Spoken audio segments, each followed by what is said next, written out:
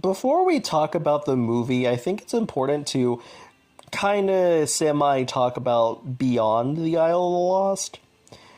Now, I wasn't going to get this book mostly because of, well, Generation 1 and its books are completely outdated in certain areas in terms of like the lore and stuff. But I decided to do this with Generation 2 just mostly out of sheer curiosity, but it does seem like they are trying to restructure the lore for better or for worse. In terms of the lore, most aspects, I'm like, I could kind of ignore it if like the character writing is pretty strong, and oh yeah, no, it was strong. Like I don't regret owning this book, because I vibe with Red. This book came out in a time where I was in my own process of my own narcissistic parental healing. And that's what Red's going through. Narcissistic parental abuse. Red feels like she's on pins and needles with her mom, not knowing what type of mood she's in, and she has to judge her attitude to try to avoid conflict. She isn't allowed to have friends or any sort of romantic relationships. So, and at the same time, like, the Queen of Hearts is like constantly mocking Red for appearances and cadences and things like that of that nature. And Red's just tired of it. But at the same time, she tries to keep her distance between people. Like, her positive adult relationship she has in her life is Maddox. Like, she has a better relationship with him than she does her own mom. And at the same time, like, she doesn't even really bother having friends in her own class. I think it's called Wonderland High, I've kind of forgot what the name of the school was, but she doesn't even bother until Chester shows up.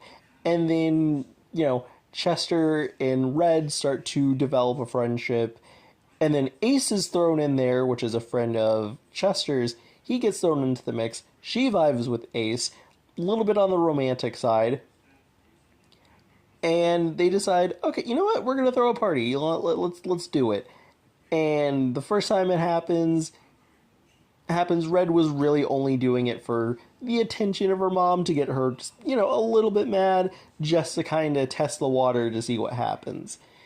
And then the second time, it was more of learning the nuances of what rebellion is and realizing that rebellion can mean anything for anyone, but at the core of it, it represents who you truly are, and Red vibes with that. So she's like, okay, you know what, I'm gonna throw a party where everyone in Wonderland can pretty much reclaim their own autonomy. And at the core of, like, the main lesson is Red finding her own autonomy at the end of the day. Then we get into the reverse Uno card moral, which the first Isle of the Lost book did. Like, what Melissa de la Cruz does is, like, there's, like a positive moral takeaway, and then there's that wasn't really a happy ending. Huh. And it kind of makes you think a bit, and I kind of vibe with that. But not Rise of Red, Beyond did something interesting, and it's like, I could relate to that, but not in the fantastical sense. So, essentially, the second party gets destroyed by the Queen of Hearts. And Chester and Ace and Red, they try to escape from Red's mom. And then Chester and Ace get captured by the card guards. They end up straighting up beating them up. It's crazy. Then they throw both of them in a dungeon. The Queen of Hearts is okay with Red being thrown into a dungeon.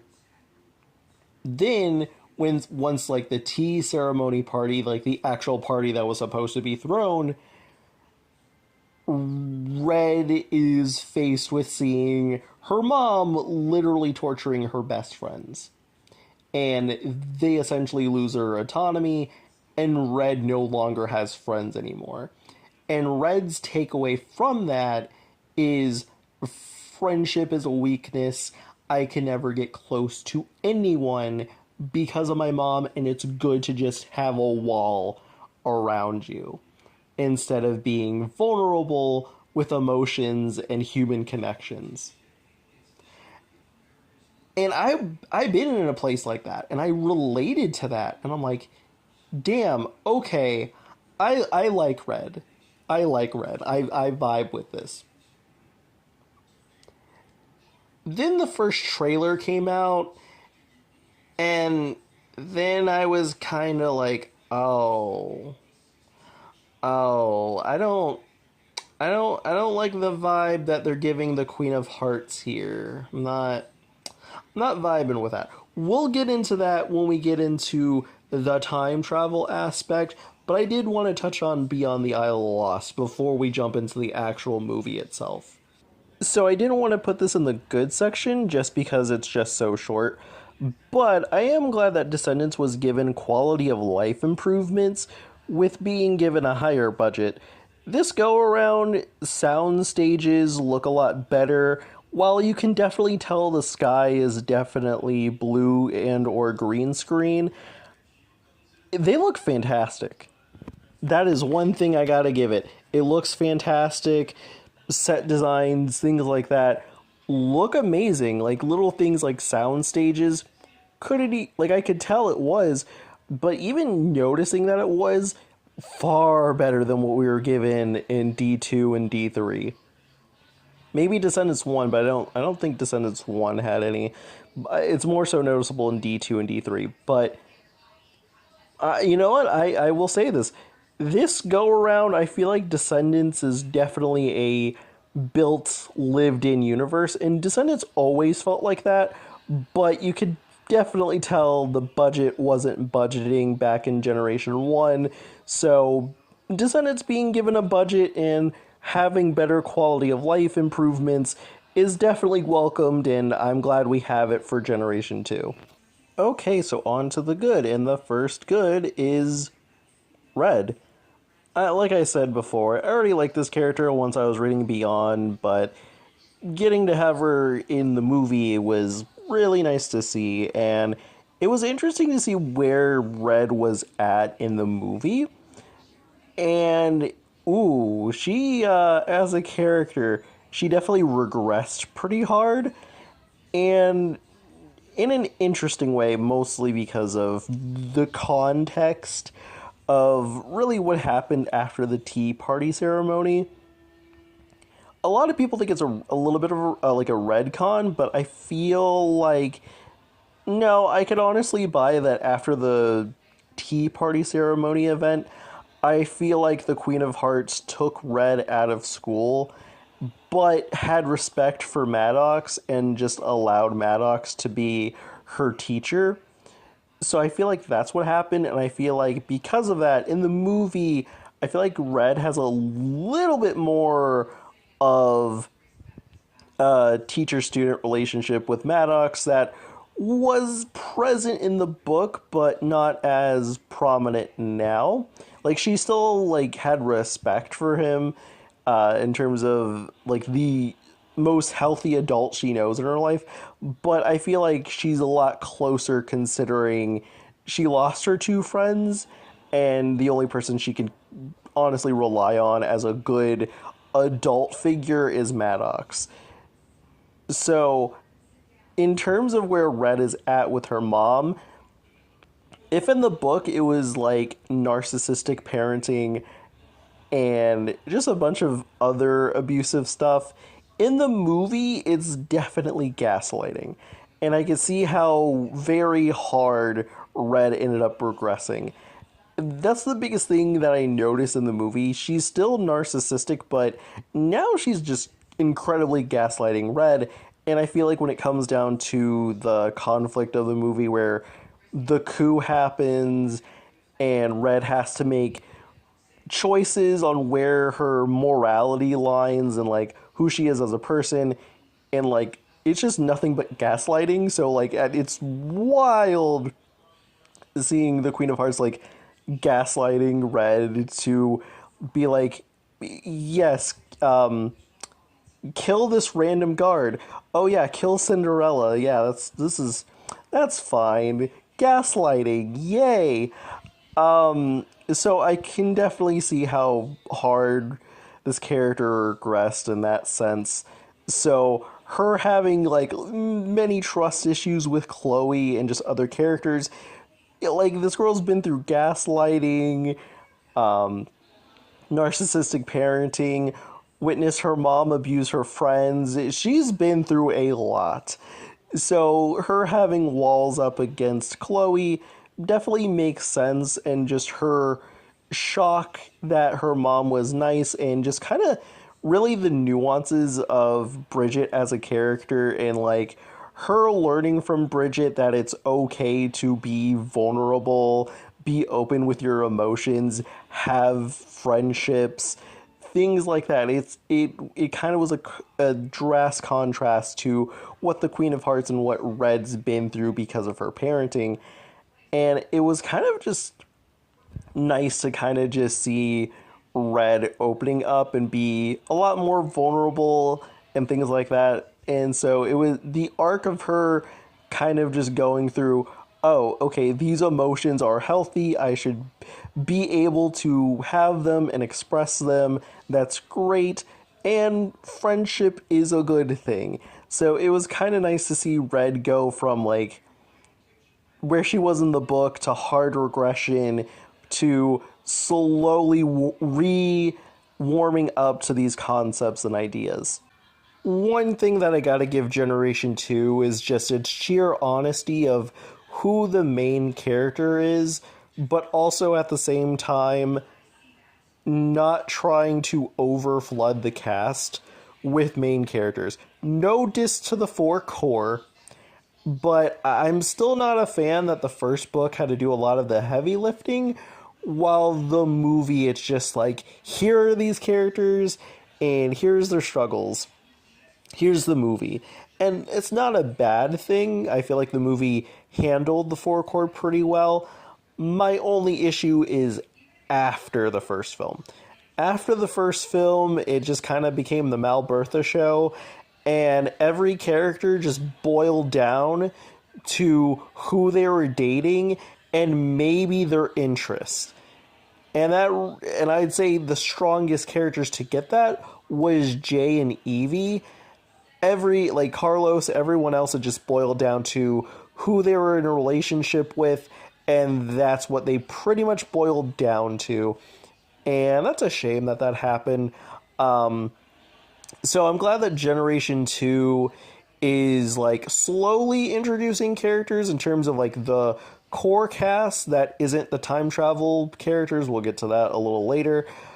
But I am glad that, they're just apparent that, yeah, no, Red is our main character. However, Chloe's a little bit more of a simpler character, and her storyline is like the most easygoing, I would say.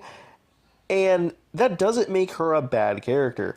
So I got to give them props for giving Chloe something to do and kind of, showing what her personality is like and other things like that, you get to see, the many facets of this character. So this character isn't boiled down to just one specific thing. So this is some kudo points I gotta give Generation 2 for doing, even if it's a little messy. Not Chloe, but just in the context of slowly getting Generation 2 characters that are not tied to the time travel aspect. So with that being said, I like Chloe. I think that she's definitely a good supporting character to Red, a character Red definitely needed in her life after everything that happened to her. But also, one thing I like about Chloe is she's tied to characters from Generation 1, aka Chad. But, since Chad's not in the movie, it's mostly the context of how Cinderella and Charming raised Chloe in response to how they raised Chad. But also at the same time, it does feel like they mostly, Ella, it's very clear that she spoiled both of them to a point where it was like Ella's kind of response to how she was raised, but more in a toxic positivity type of route. And I don't know, maybe they know how Chad acted. His personality did shift in Descendants 2 and 3. So, maybe he had a talking to after Descendants 1. But in terms of like Chloe, they they pretty much presented the you do good, you get rewarded, and you can definitely see how that like negatively impacted Chloe. And also at the same time, during the scene where she goes to Lady Tremaine's house, Ella can't do like basic things like chores and stuff simply because she just wasn't taught how to do that. So I think that's like the most interesting thing to do with a Generation 2 character that's tied to a Generation 1 character. And that's like the most interesting thing Chloe has for being a Generation 2 character. And I gotta give him like a lot of kudos points for that. And because of that, I think it's interesting because it does kind of parallel Descendants 1, just not really bigoted. Because VKs and AK as a split, that's no longer a thing because of Descendants 3. So having, a new version of a VK in the case of Red, Chloe has definitely her biases just because, the way she views the world. If you follow the rules, you do good, just simply be a good person and, not a bad person, and not really thinking of the context of where Red is coming from. Red isn't a bad character, like, at all. Her rebellion is for good causes. However, because of the situation that happened at the beginning of the movie with the coup and how Red introduced herself to Chloe, Chloe views Red as a bad person, and just not knowing the context of what Red had to go through throughout Wonderland before the movie started, and at the same time, the context of Red and how rebellion is for, like, how Red expresses rebellion. And Chloe doesn't quite understand that, so she views it as, oh, her actions are bad. And that's honestly why I enjoy the fight that they had. Structurally, it's a little messy, but I kind of like how messy it is, and kind of like how messy Red handled the situation. Because again, she has her guard up, and rightfully so. And at the same time, Chloe has her own perceived biases.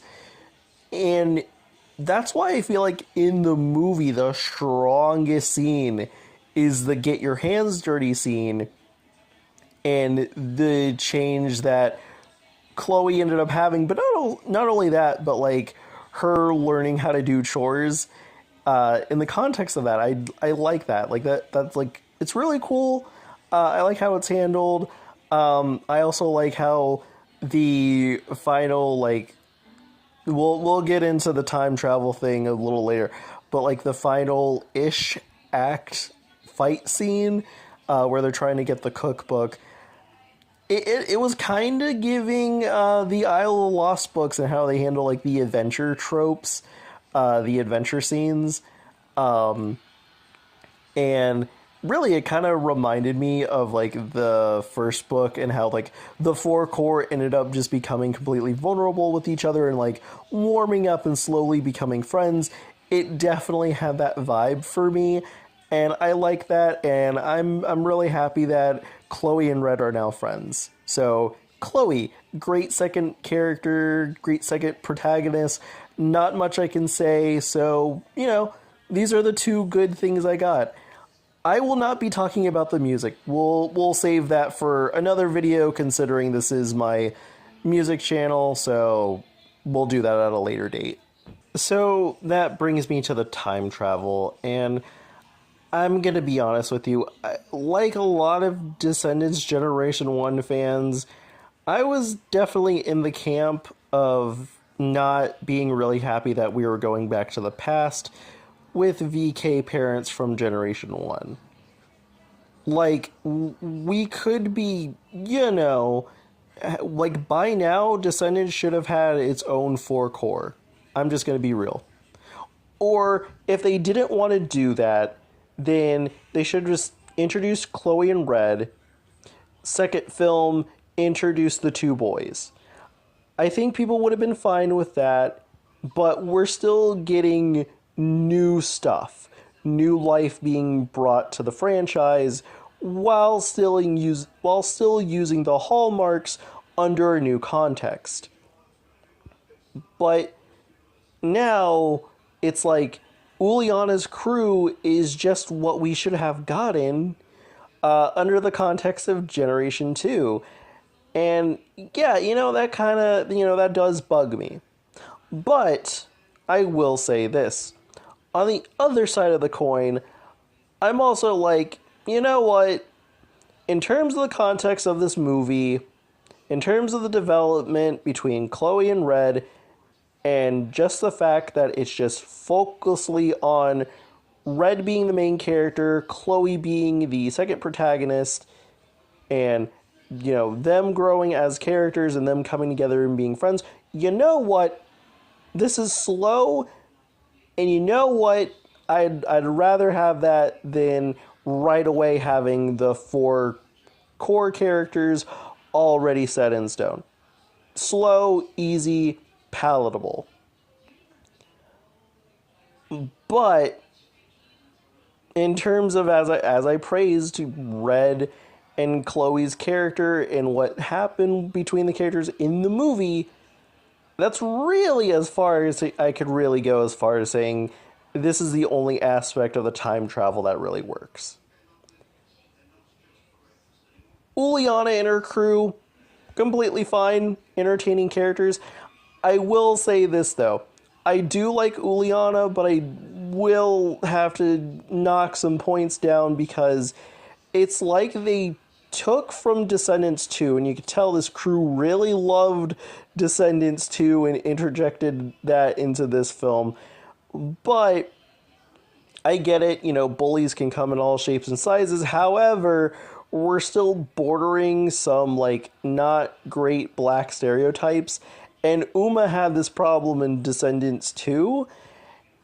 So it's like we learned from Uma and, made a new character contextually being inspired by Uma, but we also didn't learn to make quality of life improvements for having a character inspired by Uma. So Uliana works. However, she's definitely, there's some murky territory with the character.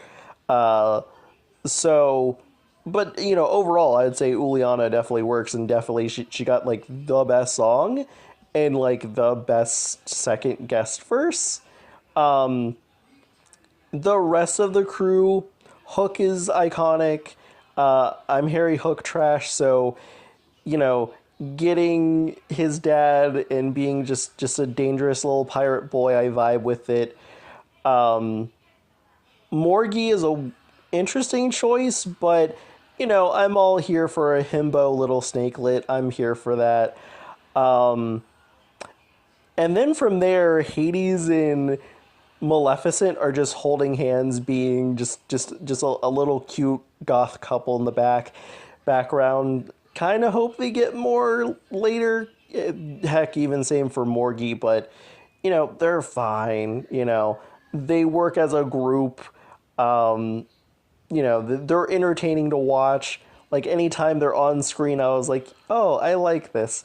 So they're serviceable. They work. It's fine. Uliana has some not great implications that even Uma had in Descendants 2. They got to really work on that one. But overall, they're good, entertaining, fine. I feel like the problem really boils down to one specific character, and that's Bridget. Listen, I love this girly pop girl, but she turns into the Queen of Hearts. And I feel like that's kind of one of the biggest problems this movie honestly has. And it really boils down to the bullshit that happened in Descendants 3. So you might be wondering, what happened in Descendants 3? Well, towards the end of the movie, the four core were like, oh yay, the barrier's down. I can't wait to go back to my abusive parents. And you can definitely tell that was not a director's or a writer's team decision. Well, actually, technically, one writer's team decision. And that's whoever was in charge of Disney Channel at the time, and also the marketing and brand manager for Descendants. And you could definitely tell Descendants 3 was definitely trying to do a middle ground, to do a hashtag not all parents. In the case of like Hades, a little bit of Lady Tremaine, even though in this movie Lady Tremaine is just awful.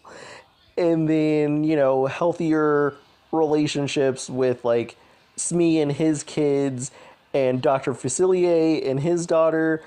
Hades and Lady Tremaine are just, they're not great necessarily, but you can tell there was a middle ground trying to be made. And like you could tell Descendants 1 and 2 are definitely night and day films compared to Descendants 3. Like in Descendants 2, when the three characters of Carlos, Jay, and Evie, they're all scared to go back on that aisle, and like they knew if they got set foot on that aisle and their parents knew they were there, they knew that they were in a heap of trouble. They were terrified. So it's wild that Descendants decided to do a hashtag not all parents bullshit.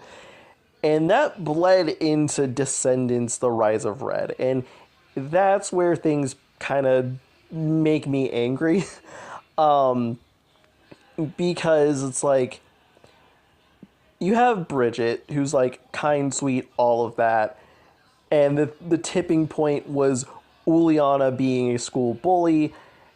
And that's what tripped the wire. But Red has to suffer because of that. And like, I don't see how that's fair. Like, at all. And the thing that pisses me off is that the film is just okay with this narcissistic parent / gaslighter pretty much being the winner of the story. And, like, Red technically won, but, like, did she really? Because she had to time travel just to make sure her mom doesn't turn into a narcissistic parent / gaslighter. That doesn't sound like Red won to me.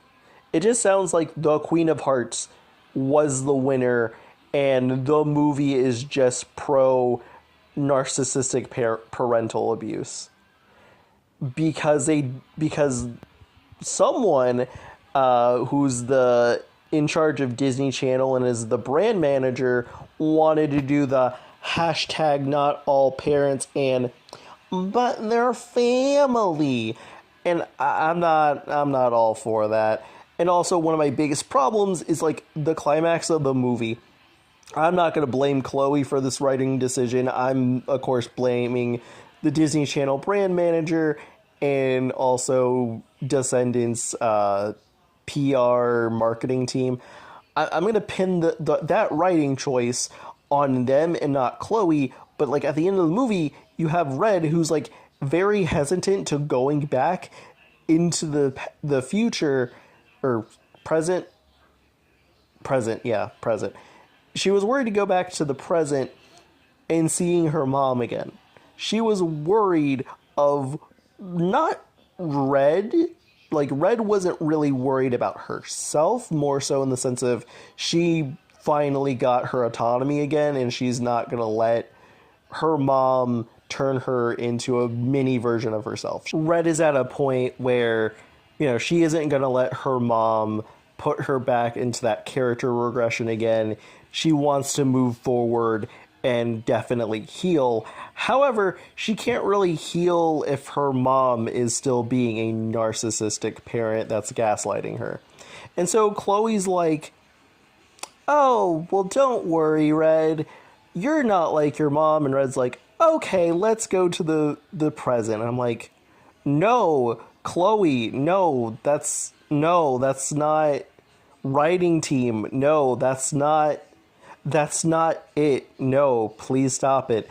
And then the movie just ends with the Queen of Hearts being more like Bridget, the end. And I don't vibe, I'm just going to be real, I don't really vibe with that. Like, again, it just feels like the narcissistic parent ended up winning and the child had to literally go back and clean up the mess because the mom decided to act up, not being a good parent with her child. Like, just no, I don't like that. And again, we're gonna bring up the Disney Channel brand manager and who runs Disney Channel and who, is a writer and also like Descendants brand manager. We're gonna bring their name up, but like, I think a person like this should be thinking about what they're literally injecting into children's media, especially with Descendants, a franchise that has pretty much been essentially like the best media for children who've like gone through hard situations with like toxic family members. Like, these movies are quite literally a voice for the voiceless. So, like, the fact that, like, a Disney Channel brand manager, Descendants brand manager, is, like, pro-narcissistic child abuse is just, honestly, just wild as hell. And you compare that to, like, Descendants 1, where Descendants 1 pretty much said, hey, if a parent's gonna still keep abusing you, you have every right to leave. You do not have to stay. You have every right to leave that environment. And, like, in that movie, like, Maleficent got her comeuppance for literally abusing her child. Sure, she was trying to take over Auradon, but there's also that layer as well. So, like, the Queen of Hearts not getting a comeuppance is just, I don't like that. And, like, I get it. The time travel element erased, like, a lot of the Queen of Hearts and what she did. I get it, 100%. That was kind of the angle of the time travel idea. But, like, what does the Queen of Hearts learn? Nothing. You're left with a character who got completely erased. And I don't like that. Because, like, with Descendants, it's like, the child learned to leave. It's okay to leave that environment. Red, like, she learned to regain her own autonomy and that she's not her mother. Great. But, like, that doesn't really solve the environment she grew up in.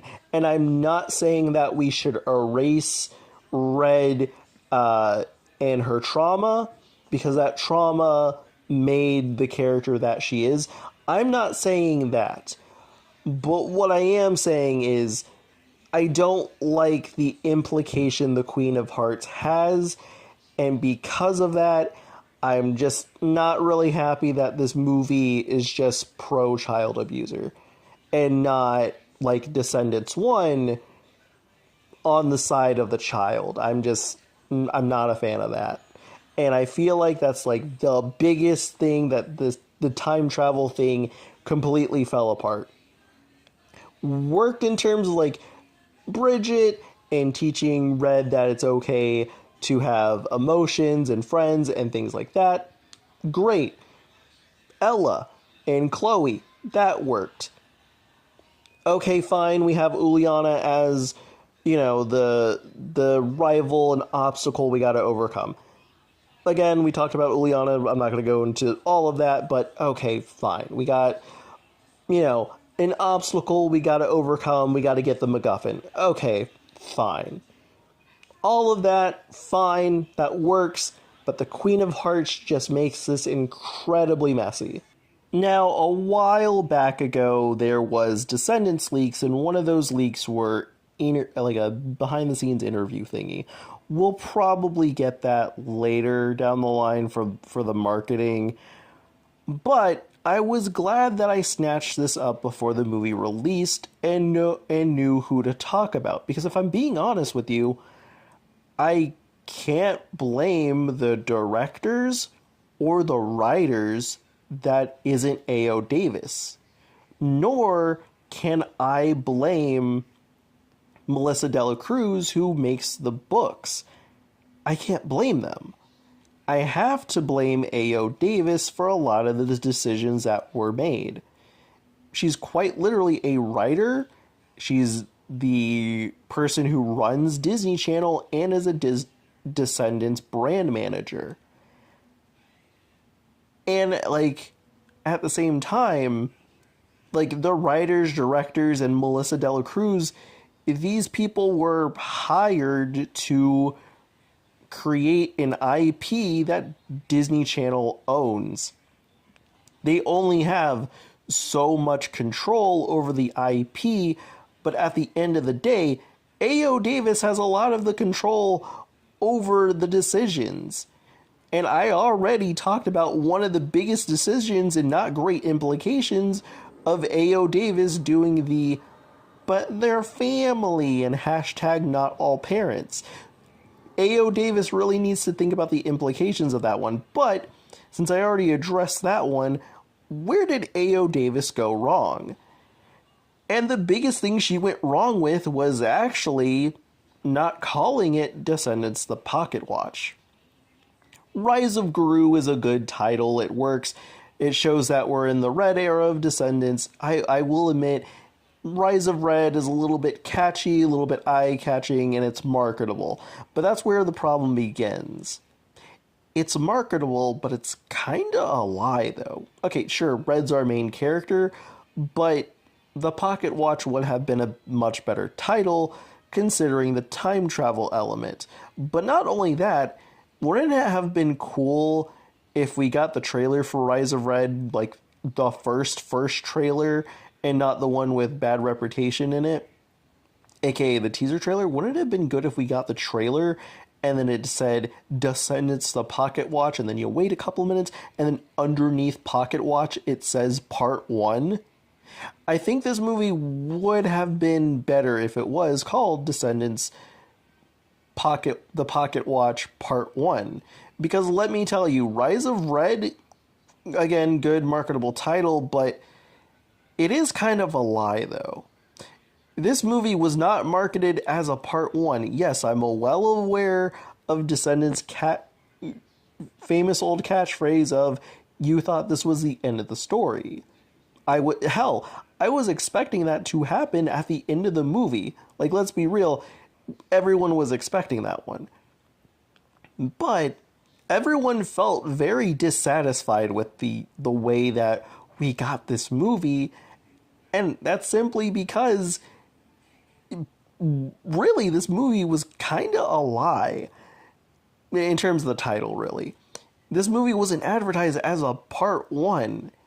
I think a lot of problems would have been solved if the movie was labeled as a part one, because let me tell you, one of my biggest problems with this movie is it felt like we went from act one, then once we got to the Oridon present orientation, we were in the we were still in the first act, and then once the time travel element came into place, boom, we're in the second act. But the rest, it felt like we were just still in the second act, and then right after the get your hands dirty scene, right after that, we're in like the third act, and then boom, we're at the end of the movie. It's a mess. It's really a mess. And I think if it was labeled as part one, I think people would have been like, okay, cool, we'll probably see Castle coming in the second part. We'll see Shuffle of Love during that. We'll probably see the characters that were introduced in the supporting cast of Life is Sweeter. We'll see those characters. Okay, all right. There's more to this story than just this. Okay, great. However, I can admit that there is a pacing issue. I think a lot of people would have been a little bit more accepting but still critical about how the pacing was handled and other things like I have.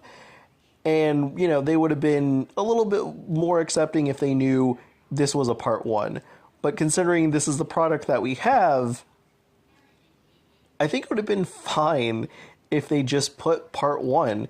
If they were worried that this wasn't newcomer friendly, the movie is still pretty newcomer friendly, and they would have been, oh, I really like this, can't wait for part two. Pretty easy, pretty simple. And if they were worried about part one underneath merchandising, all they had to do was just slap the Descendants label on it, maybe have Pocket Watch underneath, and boom, you have like decent merchandising. But like, no, there were some workarounds they could have done with this, and this just wasn't it. Another thing that wasn't it that A.O. Davis decided to do was the runtime. My goodness, this is like the shortest Descendants movie, and there feels like there should have been more movie here.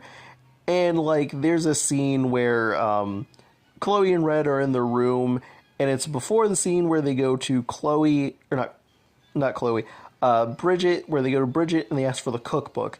You can tell that was a reshoot scene, and you can tell that there was probably a different scene in there in a totally different context, but because of the reshoots, you can tell that like there was something probably that was supposed to be there, and maybe like a different scene as well. And really, if there was more movie, I think this movie would have probably had a better pacing problem, or a better pacing problem be solved, maybe. But man, there should be more movie. And another thing I want to bring up is, Rise of Red, as I brought up earlier, there's some quality of life improvements here. The budget is higher, not too high, but it's high that you could believe that's a lived-in world. Sets and other things like that look phenomenal. But Descendants has like things like lore and characters they gotta explore to the fullest depths that they can. This isn't like Zombies where things are just incredibly simplified and it can justify its made-for-TV airing runtime to be perfectly seamless and fine. Descendants is far different, and a quality of life improvement would have been a much longer runtime to explore things like character and lore elements that are being added. I'm just going to be real. A.O. Davis, you can hold off on those miraculous Bluey and Big City Greens reruns. It'll be fine. You can make a longer movie. No one would complain about that. All you would have to do is just ask Disney Channel if it's or ask Disney Plus if it's okay to have a little bit more airings than normal. like literally be like in cahoots with one another to have good TV airings and have a good Disney Plus movie at the same time. So a longer run time would have been so much better.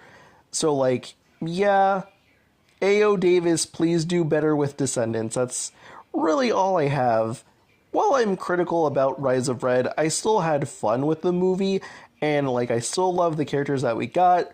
Red is my bias, so like I can't wait for what Generation 2 has in store after this.